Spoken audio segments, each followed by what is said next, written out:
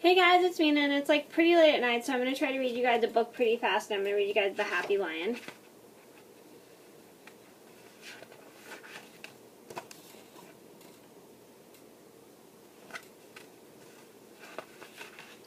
There once was a very happy lion.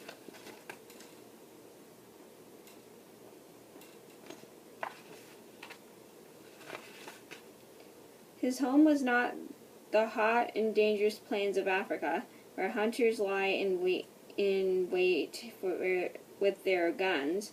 It was a lovely French town with brown tiles roofs and gray shutters.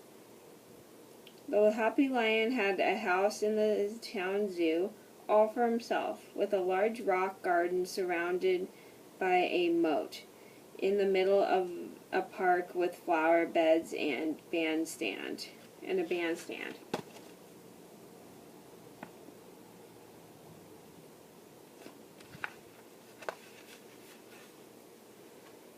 Early every morning, Francois, the keeper's son, stopped on his way to school. Say, "Bonjour, Happy Lion." Afternoons, Monsieur Dupont, the schoolmaster, stopped on his way home to say, "Bonjour, Happy Lion." Evening, Madame Pinson, who knitted all day on the bench by the bandstand, never left without saying, "Au revoir, Happy Lion."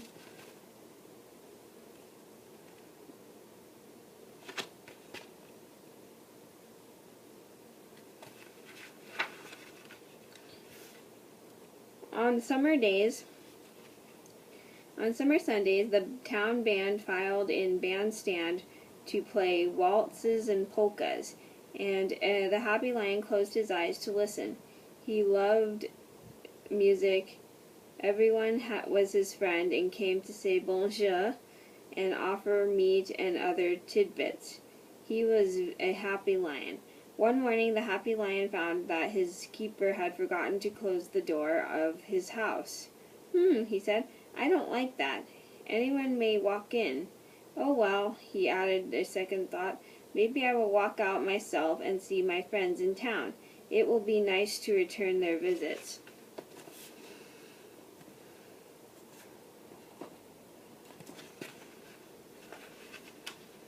So the happy lion walked out into the park and said, "Bonjour, my friends," to the busy sparrows. "Bonjour, Happy Lion," answered the busy sparrows, and he said, "Bonjour, my friend," to the quick red squirrel, who sat on his tail and bit into a walnut. "Bonjour, Happy Lion," said the red squirrel, hardly looking up.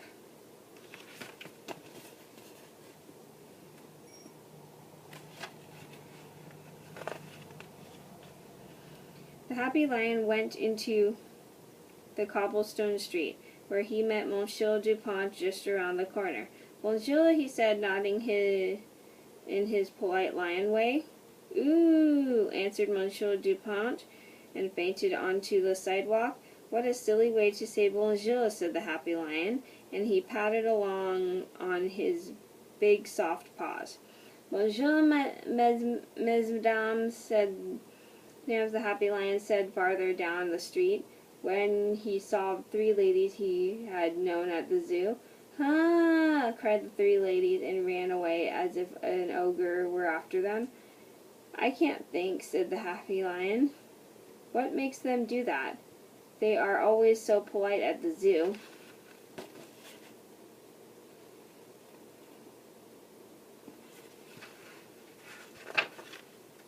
"Bonjour, madame," the happy lion nodded again, when he caught up with Madame Pinson near the grocery store. "Ooh la la!" cried Madame Pinson, and threw her shopping bag full of vegetables into the lion's face. "Achoo!" sneezed the lion. "People in this town are foolish, as I begin to see."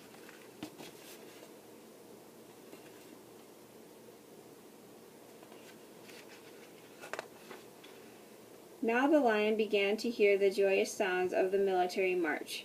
He turned around the next corner, and there was a band marching down the street, between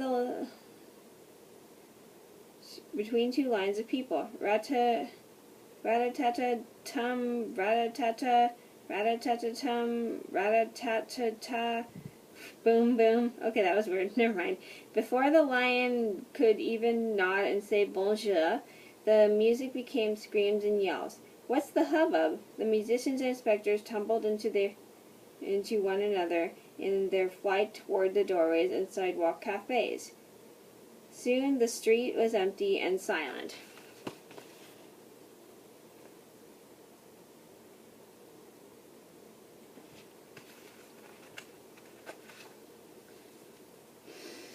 The lion sat down and meditated. I suppose, he said, this must be the way people behave when they are not at the zoo. Then he got up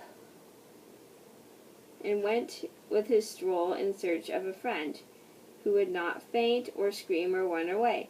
But the only people he saw were pointing at him excitedly from the highest windows and balconies.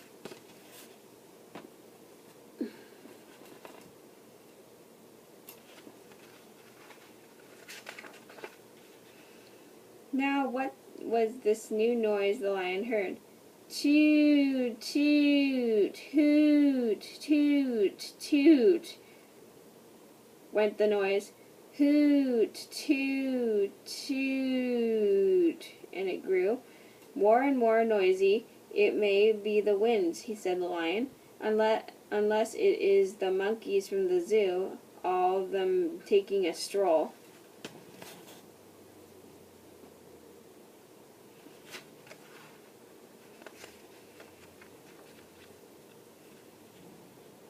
All of a sudden, a big red fire engine burst out of the side street, came to a stop not too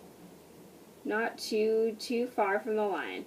Then a big van came backing up on the other side of him, with its back wide open. The lion just sat down very quietly, for he did not want to miss what was going to happen. The firemen got off their fire engine and advanced very, very slowly toward the lion.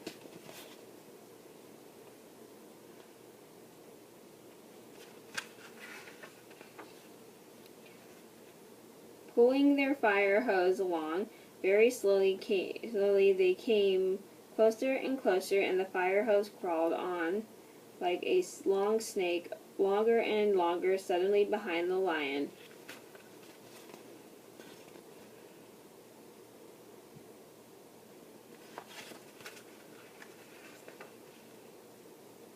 A very little voice cried, "Bonjour, Happy Lion!" It was Francois, the zookeeper's son, on his way home from school.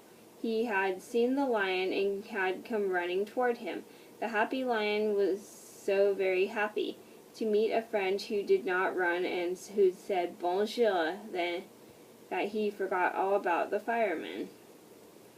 And he never found out what they were going to do, because Francois put his hand on the lion's great mane and said, "Let's walk back to the park together." Yes, let's," purred the Happy Lion.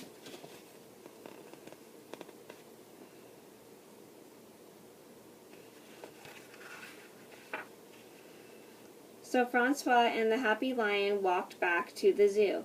The firemen followed behind in the fire engine, and people on the balconies and in the high windows shouted at last, "Bonjour, Happy Lion!"